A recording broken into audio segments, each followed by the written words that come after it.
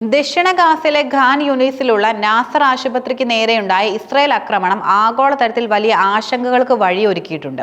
4 അന്താരാഷ്ട്ര മാധ്യമ പ്രവർത്തകർ ഉൾപ്പെടെ കുറഞ്ഞത് 15 പേർ ഈ ആക്രമണത്തിൽ കൊല്ലപ്പെട്ടുവെന്നാണ് റിപ്പോർട്ടുകൾ. നിരവധി പ്രമുഖ മാധ്യമ സ്ഥാപനങ്ങളിൽ നിന്നുള്ളവരാണ് കൊല്ലപ്പെട്ട മാധ്യമ പ്രവർത്തകരും. ഈ ആക്രമണത്തെക്കുറിച്ച് ഇസ്രായേൽ സൈന്യത്തിന്റെ ഭാഗത്തു നിന്നും ഇതുവരെ ഔദ്യോഗികമായിട്ടുള്ള പ്രതികരണം ഉണ്ടായിട്ടില്ല. നാസർ ആശുപത്രിക്ക് നേരെ ഇസ്രായേൽ സൈന്യം 2 തവണയാണ് ആക്രമണം നടത്തിയത്.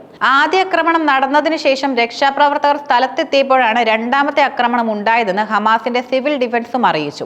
ഈ സംഭവം ഗാസയിലെ ആരോഗ്യ പ്രവർത്തകരും മാധ്യമ പ്രവർത്തകരും നേരിടുന്ന അപകടകരമായ സാഹചര്യത്തെ തുറന്നു കാട്ടുന്നു.